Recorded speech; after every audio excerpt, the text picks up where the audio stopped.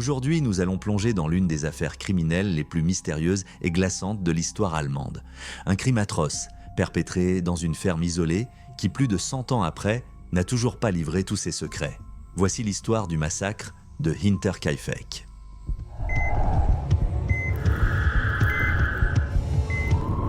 Hinterkaifeck, une ferme isolée située à environ 70 km au nord de Munich, en Bavière. En 1922, cette exploitation agricole appartient à la famille Gruber, une famille qui vit en autarcie, coupée du monde et qui, selon les voisins, n'a que très peu de contact avec l'extérieur. À la tête de cette ferme, il y a Andreas Gruber, un homme de 63 ans. Autoritaire, dur, il est redouté par son entourage. Son épouse, Cecilia Gruber, âgée de 72 ans, est une femme discrète et soumise qui endure sans broncher le caractère difficile de son mari. Le couple vit avec leur fille, Victoria Gabriel, une femme de 35 ans, veuve depuis la Première Guerre mondiale. Victoria a 2 enfants, Cecilia Gabriel, une fillette de 7 ans pleine de vie, et Joseph Gabriel, un petit garçon de 2 ans. L'identité de son père reste un mystère. Certains murmurent qu'il pourrait être le fruit d'une relation incestueuse avec Andreas Gruber, tandis que d'autres prétendent que le voisin, Lorenz Schlittenbauer, en est le véritable père. Enfin, le 31 mars 1922, une nouvelle venue fait son entrée à Hinterkaifeck. Maria Baumgartner, 44 ans, arrive à la ferme pour y occuper le poste de domestique. Elle ne sait pas encore que cette première nuit sera aussi sa dernière. Quelques jours avant le massacre, des événements étranges commencent à se produire à Hinterkaifeck. Andreas Gruber découvre des empreintes dans la neige menant de la forêt à la ferme. Mais curieusement, il ne trouve aucune trace indiquant une sortie. Comme si quelqu'un s'était introduit dans la propriété sans jamais en repartir. La famille entend également des bruits de pas dans le grenier durant la nuit. Quelqu'un rôde-t-il au-dessus de leur tête? Andreas Gruber monte vérifier, mais il ne trouve personne. Pourtant, l'inquiétude s'installe. Un autre détail attire l'attention des Gruber, un journal inconnu est découvert sur la table de la cuisine. Aucun des membres de la famille ne l'a acheté. Qui l'a apporté ici? Enfin, les clés de la maison disparaissent mystérieusement. Quelqu'un aurait-il accès à la ferme sans que la famille ne le sache? Mais malgré ces événements inquiétants, personne ne quitte la ferme. Personne ne demande d'aide. Et le 31 mars 1922, la tragédie frappe Hinterkaifeck.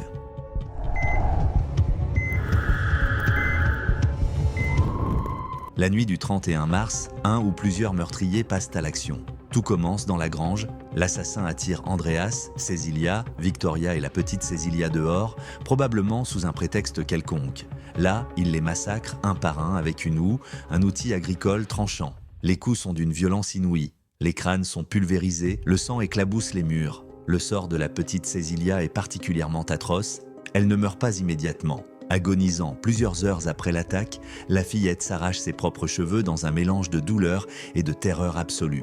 Après le carnage de la grange, le meurtrier entre dans la maison. Il se dirige vers la chambre de Maria Baumgartner, la domestique arrivée quelques heures plus tôt. Un seul coup suffit à lui fracasser le crâne. Enfin, l'assassin s'en prend à Joseph, le petit garçon de 2 ans, qui dort paisiblement dans son berceau. Il est tué d'un seul coup brutal. L'ensemble de la famille vient d'être exterminé.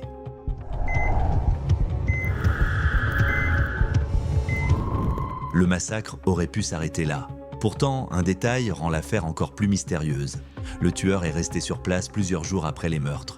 Il a nourri le bétail, il a allumé un feu dans la cheminée, il a consommé de la nourriture de la ferme. Personne ne comprend pourquoi. Qui pouvait être assez froid et méthodique pour habiter les lieux du crime après avoir massacré une famille entière? Le crime ne sera découvert que 4 jours plus tard, le 4 avril 1922.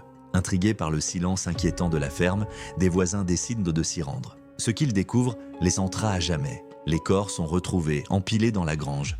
À l'intérieur, ceux de Maria Baumgartner et du petit Joseph gisent sans vie. Aucun vol n'a été commis, rien ne semble avoir été déplacé. Juste une scène de massacre indescriptible. L'enquête commence immédiatement, mais elle ne mènera jamais à l'arrestation d'un coupable.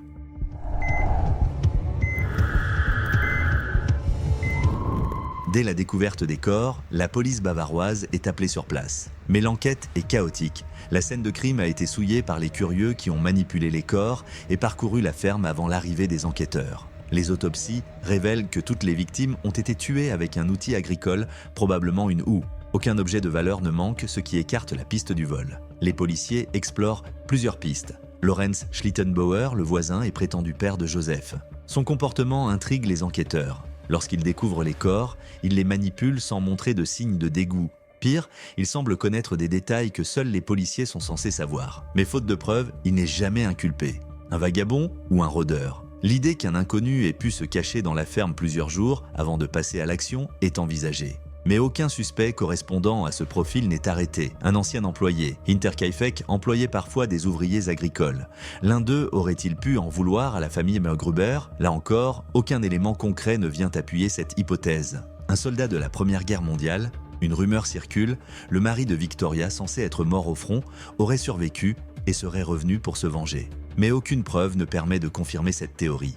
L'enquête traîne en longueur. Plus de 100 personnes sont interrogées, mais aucun suspect n'est formellement identifié. Avec le temps, l'affaire de Hinterkaifeck tombe dans l'oubli.